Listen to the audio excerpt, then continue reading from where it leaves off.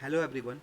आज के इस वीडियो में हम लोग भारत में बनाए गए दो नए नेशनल पार्क और एक टाइगर रिजर्व को देखेंगे और साथ ही नेशनल पार्क और टाइगर रिजर्व से रिलेटेड कुछ इंपॉर्टेंट फैक्ट्स को भी देखेंगे। तो चलिए स्टार्ट करते हैं। तो हाल ही में असम में दो नए नेशनल पार्क बनाए गए हैं। कौन कौन से? रायमोना नेशनल पार्क और दिहांग पटकाई नेशनल पार्क। तो ये जो रायमोना नेशनल पार्क जो है ये असम के कोकराझार जिले में बनाया गया है। और ये कोकराझार कहाँ आता है? ये असम के बीटीआर रीजन में आता है। बीटीआर यानी बोडोलैंड टेरिटोरियल रीजन जो है उस क्षेत्र में आता है। तो इसको हम लोग थोड़ा सा एक बार मैप पे देखते हैं। तो ये है रायमोना नेशनल पार्क। ये असम का जो पश्चिमी इलाका है ना, ये कोकराझार वाला इलाका। तो यहाँ पे ये रायमोना नेशनल पार्क बनाया गया है। इसकी जोग्राफिकल लोकेशन बहुत इंपॉर्टेंट है, इसलिए क्योंकि जो इसके नॉर्थ में है ना, इसके नॉर्थ में असम ये भूटान है। और भूटान में इस जो रायमोना नेशनल पार्क है इसकी सीमा से लगते हुए पिप्सू वन्य जीव अभ्यारण्य है। और ये पिप्सू वन्य जीव अभ्यारण्य कहाँ है? ये भूटान में। और ये रायमोना के दक्षिण में लग रहा है जा करके। और इसके अलावा इस ये जो रायमोना नेशनल पार्क है इसके पश्चिम में बुक्सा टाइगर रिजर्व है जो पश्चिम बंगाल में है। और साथ ही इसके पूर्व साइड में यानी ईस्टर्न रीजन में मानस नेशनल पार्क है जो असम में है। तो ये जो रायमोना नेशनल पार्क है ना, ये सुनहरे लंगूरों के लिए प्रसिद्ध है। और सुनहरे लंगूर कौन से हैं आइए देखते हैं। ये है सुनहरे लंगूर। और ये कहाँ अधिकतर पाए जाते हैं? तो ये रायमोना नेशनल पार्क में पाए जाते हैं। इसके अलावा यहाँ पे तितलियों की लगभग 150 से अधिक प्रजातियाँ पाई जाती है। ठीक है। और साथ में क्लाउडेड जो लेपर्ड है ना, वो भी यहाँ पे पाए जाते हैं। तो ये कौन सा नया नेशनल पार्क हो गया जो असम में अभी हाल ही में बनाया गया है? Raimona national park. लेकिन इसके अलावा एक और नया नेशनल पार्क बनाया गया है जो असम में ही है। तो इसको हम लोग देखते हैं। तो ये इंडिया का सबसे लेटेस्ट नेशनल पार्क है। कौन सा? दिहांग पटकाई नेशनल पार्क। और ये भी जो है ना, ये असम में ही बनाया गया है। और ये असम के डिब्रूगढ़ और तिनसुकिया जिले में बनाया गया। लगभग इसका जो क्षेत्रफल है ना, ये लगभग 234 वर्ग किलोमीटर में फैला हुआ है। और इसको भी हम लोग थोड़ा एक बार लोकेशन देखते हैं। तो ये जो है ना,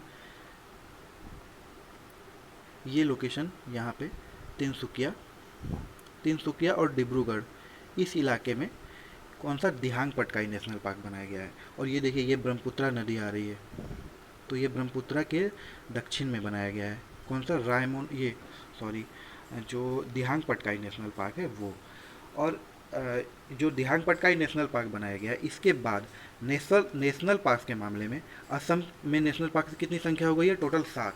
कौन कौन सी? डिब्रू साइकोवा नेशनल पार्क जो पहले से यहाँ पे बना हुआ है, Kaziranga national park, Manas national park, Nameri national park, Rajiv Gandhi Orang national park. और दो जो नए नेशनल पार्क हाल ही में डेवलप किए गए हैं, ये कौन से हैं? ये हैं ये दोनों नेशनल पार्क, रायमोना और दिहांग पटकाई। तो इसको याद रखना है। और नेशनल पार्क्स के मामले में ना, अब असम जो है भारत में तीसरे स्थान पे आ गया है। लेकिन पहले स्थान पे कौन है? तो पहले स्थान पे है मध्य प्रदेश। मध्य प्रदेश में कितने नेशनल पार्क है? मध्य प्रदेश में टोटल 9 नेशनल पार्क हैं। कौन कौन से? आइए देखते हैं। तो मध्य प्रदेश में जो है ना, जो 9 नेशनल पार्क हैं, तो ये है Bandhavgarh national park, fossil national park, Kanha national park, Madhav, Pench national national park, Panna national park, Sanjay national park, Satpura national park, Van Vihar national park. तो ये 9 नए नेशनल पार्क है। और दूसरे नंबर पे कौन है? दूसरे नंबर पे है अंडमान निकोबार। जो हमारा अंडमान निकोबार जो यूनियन टेरिटरी है और जो आइलैंड है, यहाँ भारत में सबसे अधिक दूसरा सबसे अधिक नेशनल पार्क पाया जाता है। तो ये देखिए, ये हमारा अंडमान निकोबार द्वीप समूह है। यहाँ पे भी 9 नेशनल पार्क है, लगभग 9। कौन कौन से? तो यहाँ पे जो है लगभग आपको देखेंगे अगर, तो यहाँ पे है एक तो पहले कैम्पबेल है। कैम्पबेल से हम लोग भली भांति परिचित है इतिहास में। कैम्पबेल जो है अंडमान निकोबार में एक द्वीप भी था। तो कैम्पबेल पहला नेशनल पार्क है। उसके अलावा एक नेशनल पार्क है ग्लाथिया बे नेशनल पार्क। इसके अलावा महात्मा गांधी मैरीन, रानी झांसी मैरीन, उसके अलावा साउथ बटन, नॉर्थ बटन और मिडल बटन, ये 3 बटन करके नेशनल पार्क है। इसके अलावा कौन सा है? Mount Harriet. ये भी याद रखना, ये माउंट हैरियट जो है ये अंडमान निकोबार में ही है। इसके अलावा सैडल पिक जो अंडमान निकोबार की सबसे ऊंची चोटी है ना, ये भी वहाँ का एक नेशनल पार्क है। तो कितने नेशनल पार्क हैं यहाँ पे? 9। कौन कौन से? Galathea bay, Campbell, Mahatma Gandhi national park, middle Button national park, mount Harriet, north Button, saddle peak और साउथ बटन नेशनल पार्क। तो इसको याद रखना है, ठीक है। तो पहला सबसे अधिक कहाँ पे है? मध्य प्रदेश में, दूसरा अंडमान निकोबार में, और अब तीसरे नंबर पे कौन आ गया है? असम। यहाँ कितने हो गए हैं? 7 नेशनल पार्क, ठीक है। और ये करंट के टॉपिक है कि असम के नए मुख्यमंत्री कौन बनाए गए हैं। तो ये हेमंता बिस्वा शर्मा जो हैं, ये असम के नए मुख्यमंत्री बनाए गए हैं, ठीक है। और हेमंता बिस्वा शर्मा, एक और इनसे रिलेटेड एक क्वेश्चन है कि हेमंता बिस्वा शर्मा को हाल ही में भारतीय बैडमिंटन संघ, यानी जो भारत का जो बैडमिंटन संघ है, उसका अध्यक्ष बनाया गया है। किसको? हेमंता बिस्वा शर्मा को। तो इसको याद रखिएगा। तो चलिए हम लोग एक टाइगर रिजर्व डेवलप किया गया है, उसको देखते हैं। तो ये टाइगर रिजर्व कहाँ डेवलप किया गया है? ये डेवलप किया गया है तमिलनाडु में, और इसका क्या नाम है? सिरीविल्लुपुथूर मेघामलाई टाइगर रिजर्व। और इस टाइगर रिजर्व के बनने के बाद तमिलनाडु में टाइगर रिजर्व की संख्या 5 हो गई है। तो ठीक है। और ये जो श्रीविल्लुपुर मेघामलाई टाइगर रिजर्व है, इसको वहाँ के दो जो वन्य जीव अभ्यारण्य है, मेघामलाई वन्य जीव अभ्यारण्य और श्रीविल्लुपुर वन्य जीव अभ्यारण्य, इन दोनों को मिला करके इस नए टाइगर रिजर्व को वहाँ पे बनाया गया है। तो इसके अलावा जो है तमिलनाडु में कितने टाइगर रिजर्व अब हो गए हैं? 5। कौन कौन से? तो पहला है कलकड़ मुदुनथुराई नेशनल पार्क, माफ़ कीजिएगा, टाइगर रिजर्व है ये। और इसके अलावा Annamalai tiger reserve, Mudumalai tiger reserve और सत्यमंगला टाइगर रिजर्व, ठीक है। उसके अलावा एक जो अभी नया बन गया, कौन सा? Meghamalai tiger reserve. तो ये 5 टाइगर रिजर्व कहाँ हो गए हैं? तमिलनाडु में।